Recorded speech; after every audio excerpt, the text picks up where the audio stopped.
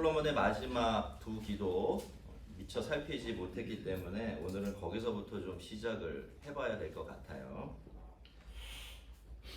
제가 대학 시절에요. 그때는 이제 책들이 지금보다 훨씬 더 일반화돼 있었잖아요. 그 디지털 기기들이 없어서. 그때 이제 생각의 화두를 이렇게 사람들에게 던져주는 짧은 글이나 이야기들이 되게 인기가 있었는데 그런 책들이 그래서 굉장히 많이 출간이 됐어요. 그런데 그 중에 이제 제가 읽은 책들이 여러 권 있었는데 그 중에 한 권이 종교박람회라는 책이었습니다. 우리가 신앙에 대해서 많이 생각해주게 하는 그런 책이었는데 그 책 안에 이런 이야기가 하나 있었습니다. A라는 나라하고 B라는 나라하고 축구 경기가 벌어졌습니다. A라는 나라는 기독교 국가였고요. B라는 나라는 그렇지 않았는데요. 한참 경기를 하고 있는 중에 그 경기장에 예수님이 나타나셨습니다. 누가 신이 났을까요? A 나라일까요? B 나라일까요? 당연히 A 나라죠. 그래서 신이 나가고 예수님한테 막 A 나라 사람들이 달려가서 예수님 우리 편이 이기게 해주세요. 예수님은 당연히 우리 편이시죠? 이렇게 물었답니다. 예수님이 그 질문을 듣고 뭐라고 대답하셨을까요?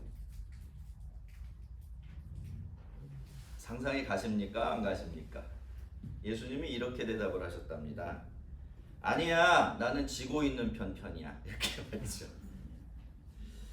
여러분, 성전 봉헌식에서 드려진 솔로몬의 6번째 기도, 최대한 짧게 요약해 보면 전쟁이 나게 되면 하나님께서 우리 편을 좀 들어달라, 그런 기도로 요약할 수가 있습니다. 이 기도는 그래서 여러분이 잘 살펴보시면 다른 기도들과는 달리 죄에 대한 이야기가 빠져 있어요. 그저 이스라엘이 적국과 싸우게 될 때를 가정하면서 자기들이 하나님께서 보내신 길로, 그러니까 하나님의 명령을 따라서 전쟁에 참전을 하게 되어지면 하나님께서 우리 편을 좀 들어달라라고 그렇게 부탁드리는 내용만 들어있습니다. 성도 여러분, 하나님께서 이 기도 들어주실까요? 앞에 이야기를 들어보면 안 그럴 것 같은데 반전이 있습니다. 여러분, 하나님은 이 기도 들어주세요. 왜 그렇습니까? 지금 이 기도는요, 제멋대로 마음대로 싸우러 나가면서 드리는 기도가 아니라 하나님께서 정해놓으신 길로, 그러니까 하나님께서 싸우라고 하셔서 그 명령을 따라 전쟁에 참여하면서 드리는 기도이기 때문이에요. 그래서 이런 경우에는 하나님께서 자기 백성들의 편을 들어주시지 않으실 수가 없는 겁니다. 성도 여러분, 우리가 하나님 편을 들어드리면요, 하나님은 반드시 우리 편이 되어주십니다. 그리고 끝내 이기게 해주세요. 여러분, 그렇지 않습니까? 이렇게 생각을 해보면 이래서 뭐가 될 것 같지가 않죠. 그런데 그럼에도 불구하고 그 길을 따르는 것이 하나님의 뜻이라고 생각이 돼서 힘들지만 두려움이 있음에도 불구하고 하나님의 방식을 취했을 때 어떻든가요? 안 될 것 같은데 희한하게 되지 않습니까? 아무 어려운 일이 일어나지 않지 않나요? 정말 상상치 못한 결과를 맞이하게 되는 겁니다. 왜 그럴까요? 우리가 하나님의 백성이기 때문에 그래요. 그렇죠? 그리고 그런 우리가 하나님의 편을 들었기 때문에 하나님이 우리의 편을 들어주신 결과가 그렇게 나타나는 것입니다. 하지만 우리가 하나님 편에 서 있다고 해서요, 하나님의 도우심을 구하지 않아도 되는 건 아니에요. 그렇게 하는 것이 하나님의 뜻이라는 것이 분명한 경우에도 우리는 기도를 해야 합니다. 우리에게는 하나님께서 도와주시고 편들어 주신 은혜가 반드시 필요하고, 또 영적으로 보면 우리가 하나님의 뜻대로 하고 있다라고 확신을 하면 할수록 우리는 우리 마음대로 하게 되기가 굉장히 쉽기 때문에 그렇습니다. 여러분, 하나님은 기본적으로 하나님 백성들의 편이에요. 믿습니까? 늘 그걸 명심하세요. 하나님은 기본적으로 하나님 백성들의 편입니다. 그래서 이스라엘 백성들을 편들어 주시고 우리를 편들어 주시지요. 그렇지만 여러분, 하나님도 어떤 순간에는 그렇게 하실 수 없을 때가 있어요. 반복되는 말씀이지만 하나님의 백성들이 큰 죄를 짓고 하나님을 떠났을 때, 그리고 하나님께 돌이키지 않으려고 고집을 부릴 때, 하나님께서 그래서 그들을 따끔하게 가르치실 일이 있을 때, 그때는 하나님도 자기 백성들을 마음껏 편들어 주실 수가 없죠. 그러면 하나님의 징계가 전혀 이루어질 수가 없기 때문에 그렇습니다. 솔로몬의 7번째 기도는요, 그런 상황을 가정하면서 드린 기도예요. 그래서 이 기도는 어떻게 시작합니까? 범죄하지 아니하는 사람이 없사오니 라는 말로 시작되고 있습니다. 성도 여러분, 왜 모든 사람에게, 심지어 세상에서 가장 경건하고 가장 거룩한 사람들에게도 하나님의 도와주시는 은혜와 긍휼이 필요할까요? 그것은 범죄하지 아니하는 사람이 없기 때문에 그렇습니다. 그러니까 이 세상에 하나님께서 불쌍히 여겨주시고 용서해 주시는 그 은혜가 필요 없는 만큼, 그만큼 의롭고 바른 사람이 없기 때문이에요. 여러분, 이 세상의 모든 사람들은요, 하나님의 은혜에 관한 한 다 무자격자들입니다. 그 은혜를 받아들일 자격이 없는 거죠. 모든 사람이 그렇습니다. 그러니까 우리가 어떻게 기도할 수밖에 없어요. 늘 은혜와 불쌍히 여겨주심을 구할 수밖에 없는 것입니다. 이 솔로몬의 마지막 기도는 7개의 기도줄 중에서 제일 길어요. 그리고 그 내용도 굉장히 심각합니다. 이 기도는 이스라엘 백성들이 하나님께 범죄하고 그래서 결국에 나라가 완전히 망해버리고, 그 다음에 그들이 다 다른 나라의 포로로 잡혀가서 온 세상으로 뿔뿔이 흩어져서 이제는 더 이상 회복의 소망이 끊어졌다고 여겨질 때, 그때를 가정하고서 대비하면서 드리는 기도였기 때문입니다. 이때는 이것이 기도였지만요, 역사적으로 보면 실제로 이스라엘의 역사 속에서 그런 일이 여러 차례 있었죠. 바벨론에게 한 번, 아수르에게 또 한 번, 그리고 마지막에는 로마에게 한 번. 이 마지막에는 다시 본토로 돌아가 사는데 2000년이 걸렸어요. 여러분, 얼마나 그런 세월들이 길었는지 우리가 생각해 볼 수가 있는 겁니다. 그럴 때마다 이스라엘 백성들은 세계 곳곳으로 뿔뿔이 흩어져 갔어요. 그래서 그 사람들을 부르는 용어가 따로 생겼어요. 그게 뭔지 아십니까? 디아스포라라는 말이에요. 그래서 요즘에는 본국에 살지 못하고 흩어져서 사는 이민자들도 디아스포라라고 그 교회에서는 그렇게 부르기도 해요. 여러분, 징계를 받은 거죠. 끝까지 고집을 부리고 하나님께 돌이키지 않으니까 하나님께서 돌아오라고 매를 아주 심하게 드신 겁니다. 솔로몬의 마지막 기도는 이런 최악의 상황을 내다보면서 드린 기도였죠. 근데 여러분 어떻습니까? 사실 사람들은 이런 기도 별로 좋아하지 않아요. 이런 칙칙한 기도, 색깔이 어두운 기도 길게 드리는 거 더 싫어하죠. 하지만 여러분, 그렇게 지혜로웠던 솔로몬이요, 8장 35절에서 한번, 그리고 이 모든 기도를 마치면서 여기서 또다시 한번 이렇게 비슷한 기도를 반복하고 있다는 것은 무슨 뜻일까요? 그만큼 우리가 이 기도를 드리고, 그렇죠? 이 기도의 응답을 받는 일이 우리에게 그만큼 절실하다, 그런 뜻입니다. 이 세상에 범죄하지 않은 사람이 없고, 그래서 하나님의 노하심과 징계는 우리 인생에 생략할 수 없는 부분이 될 수밖에 없기 때문에 그렇습니다. 하지만 여러분, 그럼에도 불구하고 우리는 누구입니까? 그 순간에도 하나님의 백성이에요. 믿습니까? 주께서 세상 만민 가운데서 구별하여서 주의 기업으로 삼으신 사람들, 그 사람들이 바로 이스라엘이고 오늘 우리들인 것입니다. 여러분, 이것이 우리가 하나님께 기도를 드릴 수 있고, 그렇죠? 그 기도가 하나님으로부터 응답되어지는 그 모든 일의 기반이고 기초입니다. 그래서 어떻습니까? 우리의 기도가 때로는 상상할 수 없는 가장 열악한 상황을 상상하면서 드리는 기도이거나, 심지어 그런 상황 속에 빠져서 드리는 기도일지라도 우리의 기도는 어떻습니까? 겉으로 보기에는 칙칙하고 어두운 색깔을 띠고 있어도 실제로는 그렇지가 않아요. 절망적일 수가 없다라는 겁니다. 우리의 기도는 언제나 우리 어둠에서 시작해서 더 깊은 어둠으로 들어가는 기도가 아니에요. 그럼 우리 기도는 어떤 기도입니까? 그렇게 어둠으로부터 시작이 되지만 늘 그 너머에 계시는 빛 되신 하나님께로 나아가는 기도가 되는 거죠. 그러니까 우리의 기도는 겉으로 보여지는 색깔이 어둡다고 해서 어두운 기도가 될 수가 없고요. 그리고 다시 한번 말씀드리지만 우리는 어쩔 수 없이 하나님 앞에서 죄 짓지 않을 수가 없기 때문에 오히려 잘 되게 해주세요, 복 받게 해주세요, 이런 기도보다는 이렇게 우리의 최악의 상황을 가정하고서 은혜를 구하는 기도가 우리에게 더 요긴한 기도가 될 수도 있는 것입니다. 여러분, 기도는 두 가지를 아울러야 돼요. 현대인들은 부정적인 거 너무너무 싫어합니다. 긍정적인 게 진리인 줄 알아요. 안 그렇습니다, 여러분. 여러분의 인생이 긍정적인가요? 부정적인가요? 어떤 경험이 더 많아요? 솔직히. 왜 현실을 무시하지요? 왜 현실에 기반해 있는 기도를 안 드립니까? 여러분, 우리가 어두운 기도를 드리지 못하면 우리가 어떤지를 모르게 돼요. 우리가 받는 하나님의 은혜와 복이 당연한 줄로 생각하게 된다는 겁니다. 여러분, 우리의 기도는 늘 그렇습니다. 우리가 대표 기도할 때도 그렇게 하시잖아요. 그죠? 맨 처음에 하는 게 뭐예요?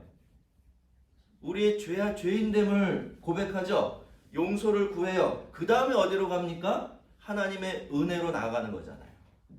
그러니까 기도 안에는 이 두 가지가 같이 포함되어 있어야 되고, 어떻게 보면 우리가 생각하기에는 어둡다고 부정적이라고 생각하는 기도가 우리의 기도의 중심이 되어 있을 때 우리는 참된 은혜로 나아갈 수가 있게 되는 것입니다. 여러분, 기도는 어둡게 시작할 수는 있지만 늘 빛으로 끝납니다. 왜? 빛 대신 하나님을 바라보면서 드리는 기도이기 때문에 그렇습니다. 세상의 가르침에 속지 마세요. 밝은 면만 보아서는 인생이 인생다워질 수가 없는 겁니다. 여호와를 찬송할지로다. 그가 말씀하신 대로 그의 백성 이스라엘에게 태평을 주셨으니 그 모세를 통하여 물은 말씀하신 그 좋은 약속이 하나도 이루어지지 아니함이 없도다. 할렐루야. 기도를 마친 솔로몬이 일어서서 손을 들고 백성들을 위해 큰 소리로 이제 복을 빌기 시작을 하는데요. 그런데 복을 빌기 전에 솔로몬이 제일 먼저 한 일이 뭡니까? 성전을 주신 하나님의 은혜를 다시 한번 고백하며 하나님을 찬양하는 것이었어요. 솔로몬이 바라보는 성전은요, 그저 한 신을 섬기고 그 신에게 제사를 드리기 위한 어떤 건축물이나 장소가 아니었습니다.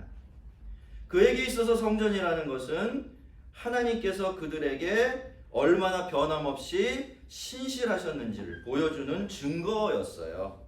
여러분, 이미 1000년도 더 된 일인데요.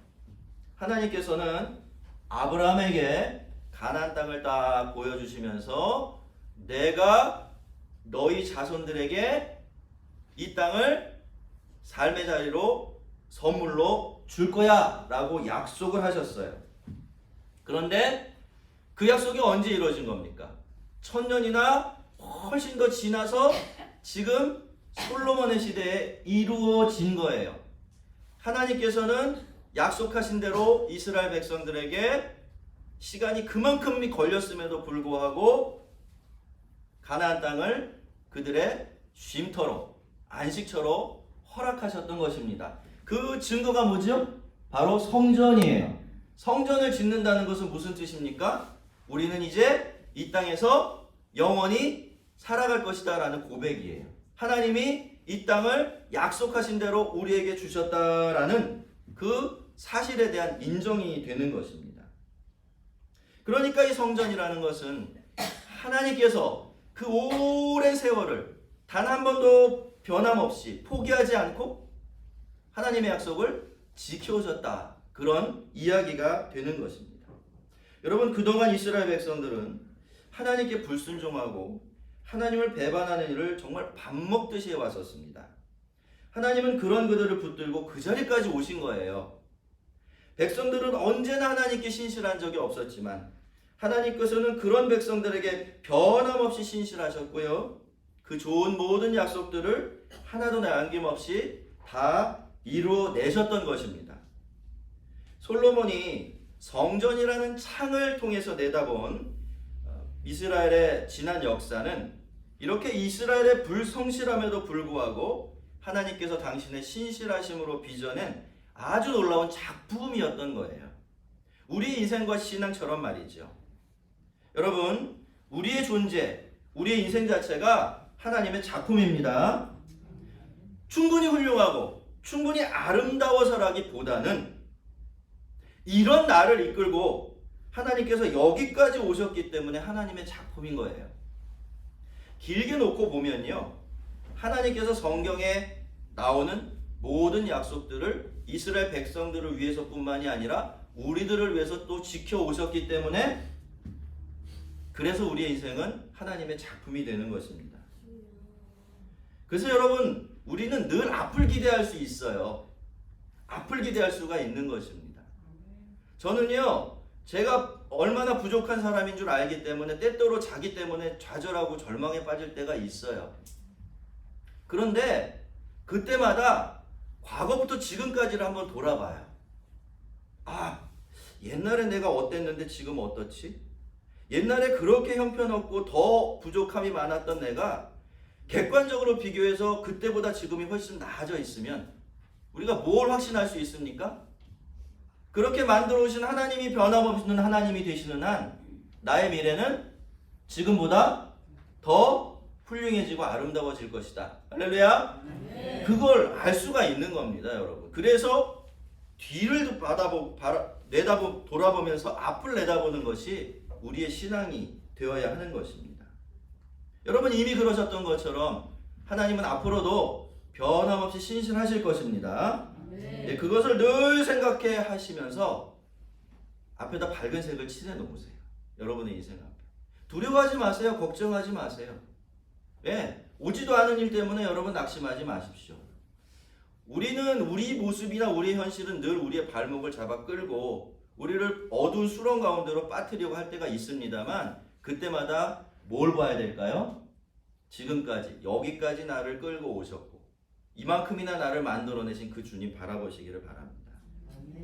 자, 이렇게 신앙 고백을 마치고 솔로몬이 백성들을 위해서 이루어졌던 첫 번째 축복은요, 우리 하나님 여호와께서 우리 조상들과 함께 계시던 것 같이 우리와 함께 계시옵고 우리를 떠나지 마시오며 버리지 마시옵고 라는 것이었는데요. 여러분, 이 세상에요, 인간이 받을 수 있는 복 중에 제일 큰 복이 무엇일까요? 그것은 바로 하나님께서 우리와 함께 해주시는 복입니다. 그래서 하나님도 결국엔 우리에게 임마누엘이라는 복을 주시는 거예요. 왜요? 하나님께서 무엇을 우리에게 주시든지 간에 그것이 하나님보다 좋을 수는 없기 때문에 그래요. 여러분, 하나님은 우리를 사랑하십니까? 지극히 사랑하시나요? 그러면 하나님은 우리에게 어떤 것을 주실까요? 최고의 것, 제일 좋은 거 주시죠? 믿어지십니까?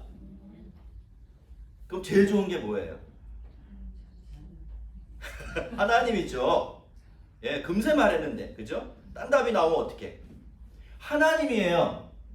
현실감이 없으시죠? 사실 하나님 안에 모든 게 들어있어요. 전에 제가 늘 말씀드렸죠? 신앙생활 어떻게 해라? 고구마 줄기 뽑듯이 해라. 고구마 하나하나 캐려고 하지 말고 고구마 줄기를 뽑고 잡고 뽑아라. 그 고구마 줄기가 뭐다? 하나님이다. 그렇죠? 그렇게 말씀을 드렸어요. 여러분, 하나님보다 좋은 건 없습니다. 여러분이 하나님이 그렇다고 하시기 때문에 우리가 그걸 확인해야 되는 거예요. 우리는 자꾸 하나님이 이렇다고 그러는데 내가 아니면 아니라고 생각하는 버릇이 있어요. 거기까지 가보려고 들질 않는 겁니다.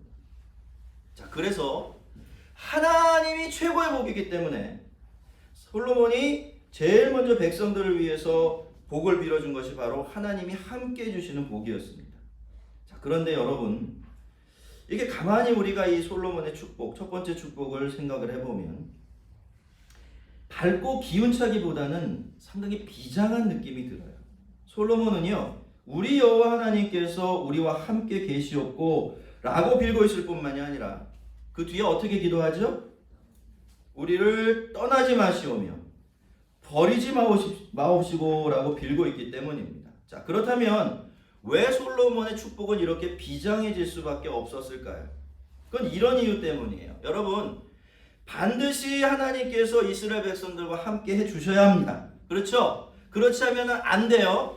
여러분, 이것이 이스라엘 백성들이 지금까지 하나님의 백성으로 오랫동안 살아오면서 그 역사를 통해 배운 가장 중요한 진리이고 교훈이었습니다. 그런데 안타깝게도 죄를 범하지 아니하는 사람이 없어요. 무슨 뜻입니까? 그래서 원칙대로라면 하나님께서 이스라엘과 함께 해주실 수가 없는 겁니다. 그런데 그럼에도 불구하고 하나님께서 함께 해주신다면 그건 무슨 뜻일까요?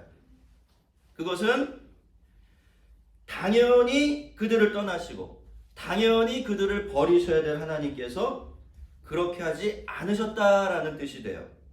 솔로몬은요, 지난 이스라엘 역사를 되돌아보면서 그 사실을 깨달았던 것이고, 그래서 복을 빌면서도 이렇게 비장한 마음이 들 수밖에 없었던 것입니다. 꼭 필요한데 달라고 할 자격이 없는 사람이 그것을 구할 때는 이런 마음이 들 수밖에 없는 거예요. 성도 여러분, 하나님께서 우리와 함께 해주시는 것, 그건 절대로 당연히 누릴 수 있는 복이 아닙니다. 하나님께서 우리와 함께 해주신다는 것은요, 우리가 이미 두 가지 은혜를 받고 있다라는 뜻이에요. 첫째로 하나님께서 우리를 떠나지 않으셨다라는 뜻이에요. 그렇죠? 그러니까 함께 계시죠. 또 두 번째로 하나님이 우리를 버리지 않으셨다, 그런 뜻입니다. 원래는 떠나셔야 되고 원래는 버리셔야 되는데 그렇지 않으셨기 때문에 하나님은 우리와 계시는 것입니다. 특별히 여러분, 오늘 예수를 믿는 우리들에게는 이 하나님의 함께 하심이라는 은혜가 훨씬 더 각별합니다. 여러분, 하나님은 우리를 영원히 떠나지 않아도 되고 버리지 않으셔도 되게 하시기 위해서 상상할 수 없는 대가를 지불하셨어요. 하나님의 아들이 이 세상에 사람으로 오셨습니다. 그리고 우리들의 죄를 대신 뒤집어 쓰고 십자가 위에서 하나님의 저주를 받고 버림을 받으셨어요. 우리 대신해서. 그래서 여러분, 하나님께서는 우리를 떠나지 않으시고 버리지 않으셔도 되게 되어진 것입니다. 그래서 하나님께서 오늘 임마누엘로 우리와 함께하고 계시는 거예요. 여러분, 하나님께서 여러분과 함께 계십니까? 네. 여러분, 그 은혜가 얼마나 은혜되는지를 잊지 마시기를 바랍니다. 그리고요, 그 은혜를 날마다 구하세요. 다른 거 달라고 구하기 전에 하나님이 나와 함께 해주십시오. 나 그 복 원합니다. 그렇게 많이 구하시고 그 복을 더 많이 얻으셔서 더 풍성하게 누리며 사시기를 바랍니다. 이제 58절로 한번 가볼게요. 우리 마음을 주께로 향하여 그의 모든 길로 행하게 하시오며 우리 조상들에게 명령하신 계명과 법도와 율례를 지키게 하기를 원하오며. 여러분, 솔로몬이 백성들을 위해서 두 번째로 빌어준 복이 뭐예요? 그것은 이스라엘 백성들이 하나님의 말씀에 순종하는 사람들이 되는 것이었는데, 오늘 우리는 이 솔로몬의 두 번째 축복을 통해서 우리가 좀 잘못 생각하던 것이 있었구나, 오해하던 것이 있었구나 라는 것을 발견하게 됩니다. 여러분, 우리는 하나님의 말씀에 순종하라 라는 말을 들으면 그걸 의무로 생각하십니까? 복으로 생각하십니까? 막 기뻐지세요? 아니면 어휴 라는 한숨부터 나오십니까? 여러분, 오늘 솔로몬은 복을 비는데요, 정말 최고의 복 두 가지를 비는데요, 그 중에 한 가지가 뭐예요? 이 사람들이 하나님의 말씀대로 살아가는 그런 사람들이 되게 해달라는 그 복이었습니다. 그러니까 솔로몬의 이해에 따르면 우리가 하나님의 말씀에 순종하고 살아가는 것은 우리가 힘들고 어렵지만 억지로 해내야 될 우리의 의무이기 이전에 뭐다? 하나님께서 우리에게 주실 수 있는 가장 큰 복이다, 이런 뜻이 되는 것입니다. 여러분, 우선 말씀을 따라 사는 사람은요, 그만큼 하나님과의 온전한 관계 안에 머물게 되지요. 자, 그래서 우리가 하나님의 말씀을 따라 살면 하나님의 은혜와 복들이 그만큼 더 풍성하고 원활하게 우리의 삶으로 흘러 들어오게 되는 겁니다. 하나님의 말씀에 순종한다는 것은 무슨 뜻이에요? 하나님과 우리 사이에 가로막고 있는 늘 장애물이 되는 죄를 멀리한다라는 뜻이 될 수밖에 없기 때문에 그렇습니다. 그런데 여러분, 우리는 하나님의 도움 없이는 하나님의 뜻대로 살아갈 수가 없습니다. 말씀에 순종하고자 하는 우리의 열망과 헌신 위에 하나님의 도와주시는 은혜가 덧입혀질 때 비로소 우리는 말씀 속에 난 길을 따라 걸어갈 수가 있게 되는 것입니다. 그래서 여러분, 우리가 하나님의 말씀을 따라 살아간다라는 것은 이미 하나님의 은혜가 우리 위에 머물러 있다라는 뜻이 되는 거예요. 그래서 또 한 번 하나님의 말씀에 순종하는 것 자체가 우리에게 복이 되는 것입니다. 그리고 무엇보다도 여러분, 우리의 신앙 자체가 일방통행이 아니라 쌍방통행이에요. 하나님은 우리와 함께 해주시는 하나님이 되어주시고 우리는 그 하나님의 말씀에 순종하는 사람들이 되어지는 거예요. 이 A와 B가 합쳐졌을 때 비로소 그것이 균형 잡히고 가장 복된 신앙의 모습이 되는 거예요. 이렇게 신앙생활이 우리에게서 하나님께로 가는 게 있고 하나님께로부터 우리에게로 오는 것이 있을 때 우리의 신앙은 그 안에 있는 모든 것들을 가장 풍성하게 누릴 수 있는 그런 모습으로 변화되는 것이죠. 그러니 어떻습니까? 우리가 하나님의 말씀대로 살아간다는 것은 그것 자체가 가장 큰 복이 되는 것입니다. 자, 그런즉 너희 마음을 우리 하나님 여호와께 온전히 바쳐 완전하게 하여 오늘과 같이 그의 법도를 행하여 그의 계명을 지킬지니라. 여러분, 이것이 모든 축복 끝에 솔로몬이 백성들에게 준 당부이자 축복의 결론이었는데요. 그런즉이라고 시작되고 있잖아요. 그렇죠? 근데 여러분, 또 무슨 얘기입니까? 또 하나님만 생각하래요. 또 말씀대로만 살아가래요. 우리가 그렇게 물을 수가 있어요. 맨날 그 소리냐라고 말이죠. 근데 여러분, 어쩔 수가 없어요. 그게 우리 신앙이에요. 그게 우리 신앙입니다. 성경은 변함없이 늘 동일하게 가르쳐요. 한 번도 달리 말한 적이 없습니다. 성경은 우리에게 하나님만 사랑하고 하나님만 섬기라고 말해요. 그분만을 마음의 중심에 두고 살아가라 라고 요청합니다. 그리고 그것을 삶으로 표현해내는 방식이 하나님의 말씀대로 살아가는 것이다 라고 그렇게 가르치죠. 그러면 그것이 하나님과 온전한 관계를 맺고 그 관계를 이어가고 누리는 방법이 된다라고 가르치고 있어요. 여러분, 시대는 바뀌고 세상은 변하고 사람들의 사고방식도 바뀝니다만 우리가 하나님을 믿고 섬긴다고 할 때 따라가야 될 길은 절대로 바뀌질 않습니다.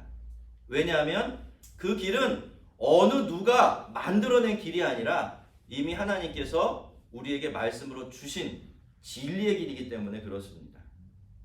이렇게 축복하기를 마친 솔로몬은 이제 백성들과 함께 제사를 드리는데요. 아직 초막절 절기가 계속되어 있기 때문에 이 제사는 그 자체가 초막절 축제로 이루어지고 있었습니다. 그리고 이 제사는요, 솔로몬과 백성들이 하나님께서 자기들에게 성전을 허락하신 것 너무너무 기쁘고 즐거워하고 감사하면서 드린 제사였기 때문에 정말 어마어마한 규모로 치루어져요. 뭐라고 되어 있습니까? 소 몇 마리? 22,000마리. 양과 염소가 각 12만 마리. 여러분, 믿어지세요? 에이, 이거 좀 과장스럽지 않나?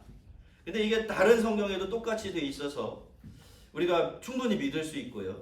이런 정도의 규모의 제사가 드려진 것이 전례가 없는 일도 사실은 아니었어요. 그래서 여러분, 이날 이만큼의 제사가, 이만큼의 제물이 하나님께 드려졌습니다. 무슨 뜻입니까? 하나님께서 그들에게 성전을 허락하신 것, 이스라엘 백성들이 그만큼 기뻐하고 감사하고 있었다는 뜻이에요. 죄를 용서해 주시고 그들과 늘 함께 하시며 기도에 응답해 주시는 하나님의 집을 허락하신 것이 그들에게는 그만큼 기쁘고 즐거운 일이었던 것입니다. 그런데 여러분, 당연한 일이긴 하지만요, 성경은 이 모든 제물들이 다른 제물들도 드렸지만 대표적으로 화목제의 희생제물이었다라고 설명해주고 있어요. 이런 화목 제사 중에 제사의 종류가 참 많지만요, 이 화목제는 그 모든 제사들 중에서도 굉장히 독특한 특성을 가지고 있습니다. 다른 제사의 제물들은요, 제사장들이나 레위인들만 먹게 돼 있어요. 다른 사람은 전혀 손을 댈 수가 없습니다. 그들은 자기 재산이 없기 때문에 그런 식으로 하나님께서 길을 열어놓지 않으시면 평생 고기를 먹을 수가 없기 때문에 하나님께서 그들을 위한 양식으로 아주 일부 특별한 부분만을 허락해 두신 것이죠. 근데 여러분, 화목제는 달라요. 화목제는 애초부터 함께 나누는 것을 목적으로 해서 제정하시고 드리라고 하신 제사이고 제물입니다. 그렇기 때문에 화목제물에 대한 율법을 보면요, 모든 화목제물은 드리는 날에 다 나눠 먹으라고 되어 있어요. 심지어 어떤 단서 조항까지 있냐면 절대로 다음 날까지는 남겨두지 말라고 그래요. 그렇게 남은 건 태워버리라 얘기합니다. 무슨 뜻이에요? 여러분, 우리나라도 그렇지만 이스라엘이라고 해서 양을 잡고 소 잡는 일이 흔한 일은 아니에요. 그렇죠? 특별한 일이죠. 근데 여러분, 내가 고이 오랫동안 키워갖고 값지게 이제 값이 많이 오른 상태에서 이 소와 양을 딱 잡아서 하나님께 드리는데 이거를 남한테 나눠준다? 늘 기쁜 일은 아니겠죠. 늘 기꺼운 일은 아닐 겁니다. 그래서 하나님께서 이 일을 막으려고 단소적을 붙여놓으신 거예요. 이 화목제물만큼은 절대로 다음 날까지 남겨두면 안 된다라고 말이죠. 이게 하나님의 특별한 조치였던 셈인데요. 함께 하나님께 화목제를 드리고 화목제물을 모든 사람과 더불어 나누는 잔치 같은 초막절 예배가 무려 14일 동안 계속됩니다. 그만큼 하나님께 드릴 이 화목제물이 차고 넘쳤기 때문이죠. 근데 그렇게 모든 제사를 마친 다음에 솔로몬은 백성들을 돌려보냈고 백성들은 그런 왕을 축복합니다. 그러니까 자신들을 위해서 복을 빌어준 왕의 축복에 그들도 왕을 위한 축복으로 화답을 보냈던 것입니다. 그리고 이 모든 일들은 전부 다 여호와께서 그의 종 다윗과 그의 백성에게 베푸신 모든 은혜로 말미암아. 왜 다윗일까요? 성전은 다윗에게 주신 약속이 이루어진 것이기 때문에 그렇습니다.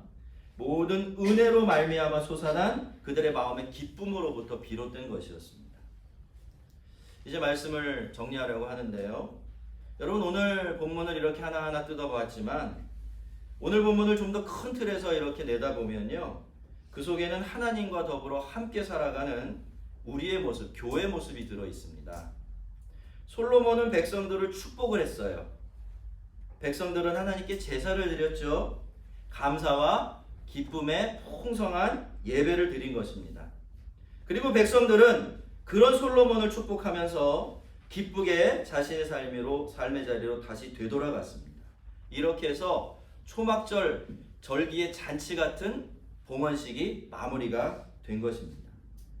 여러분, 하나님은 언제나 우리에게 복을 주시고 은혜를 주시는 분으로 우리와 함께 계십니다. 우리는 그렇게 하나님께서 주시는 복과 은혜를 받아서 살아가고 있죠. 그래서 우리는 늘 하나님을 기뻐합니다. 하나님께 감사를 드리고 기쁘게 하나님을 예배하죠. 그리고 우리는 서로를 위해서 기도하고 축복합니다. 우리는 모두 다 하나님의 은혜 덕분에 살아가는 사람들이고 모두 다 예외 없이 하나님의 은혜가 없으면 안 되는 사람들이라는 것을 알고 있기 때문에 그렇습니다. 그리고 우리는 늘 하나님께서 우리에게 주신 은혜들을 나누며 베풀며 함께하며 살아가게 되는 것입니다.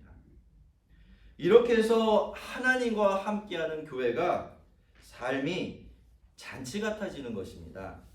예배 후에 각자의 삶의 자리로 돌아가는 우리의 기쁨도, 우리의 마음의 기쁨도 늘 충만해지게 되는 것이죠. 우리 모두가 언제나 우리에게 복 주시고 은혜 주시는 하나님의 은총 안에서 서로를 위해서 축복하며 감사와 기쁨으로 하나님을 예배하는 하나님의 성전이 되기를 주의 이름으로 축원합니다. 우리 같이 한번